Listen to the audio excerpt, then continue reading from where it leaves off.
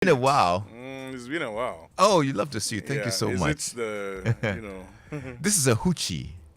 Really? Yes. Hoochie that do suits? Yes, hoochie does suits. It's the hoochie tag over here. I mean, yeah. wow. It's a good one, isn't it? Yeah, it looks really good. Yeah. I saw you at the parking lot. I'm like, wow. Dude is looking fly. I had to, man. Charlie, I have a question for you. If you play the piano, right? Yeah. And you attend the church, would you want to be paid for your services at the church? By God or by the church?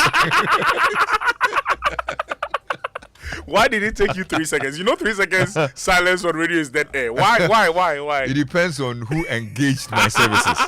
You understand? It depends on who engaged. If it is man who engaged my services, then man must pay. If it is God, then we can negotiate.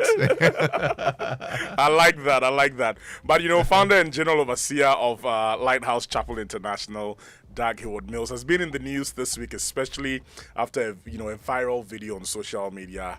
Got him talking about the fact that people that play musical instruments, musicians, should not really be paid for their services in the church. If you offer any service as a musician in the church, they will not pay you like that because you're doing it for God. But it's gotten a lot of people talking. People are saying, what do you mean? Like, God really gave me the talent, to serve and to make ends meet from that talent. So what do you mean if you say that I should not be paid?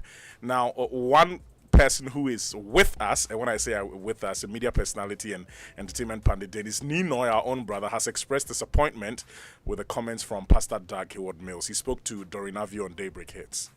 The statement is quite unfortunate coming from a man of high rank in the Christian society. Yes, you've decided not to pay your instrumentalists, but to come out and say all of these things, I say, go away, I can play everything. It's quite unfortunate.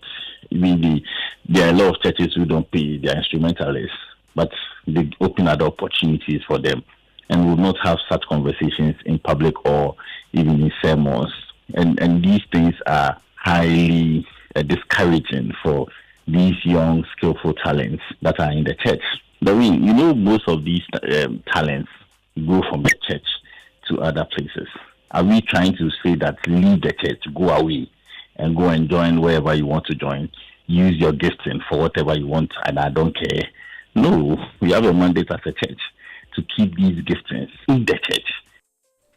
Yeah, so that was our brother Ninoy expressing, his concerns about what Doug Hayford Mills talked about.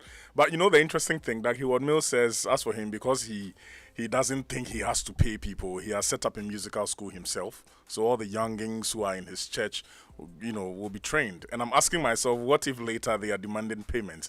What is going to become of that as well? But yeah, I know some churches as well who put like the instrumentalists and media people on a salary. Oh, I think that's fair. I think that's very fair. We're doing it for God and country though. But yeah, do pastors get paid? Do pastors make money from the church? Why should musicians and instrumentalists not? Yeah. That's my argument. Right. Yeah.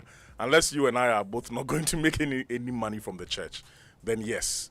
We're all doing it for God. We're all doing it for God. The collection and things, you don't benefit from it. Then I also will not benefit from it. Then it's still very debatable. It is. It's not clear cut like that. Right. It even started with even gospel artists. Back in the day, they'll tell you that you are doing it, to your mama nyame. Yeah. You understand? But this is actually the profession and all of that. And they fought it so hard that they actually demanded a kind of, payment that a secular artist will get paid if they were, engaged to perform. Right. Yeah. Anyway, away from that, Kofi Danko has been talking. I'm very sure that a lot of our listeners listened to her on Showbiz A to Z. But if you missed it, there's one thing that she talked about. People actually started a campaign against her appointment as the executive secretary of the National Film Authority, right?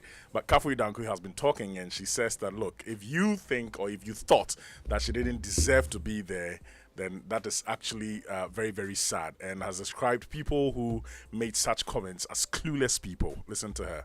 When I saw it, I'm like, okay, let me call James. When I called James, James burst out with a very huge laughter. Kaf, koda.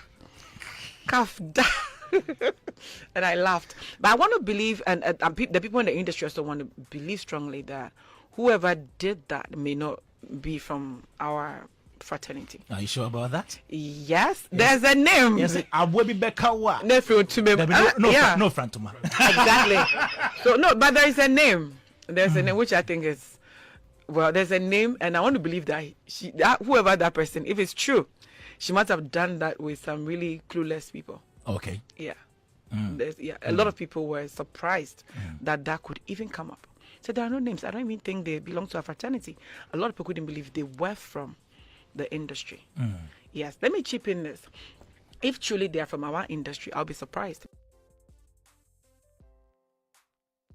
Well, so that was Kofi Danku over there. But Lexis, before I go, comedian Obi might find himself in trouble, Last year, December 21, he held a show at the Bukom Boxing Arena.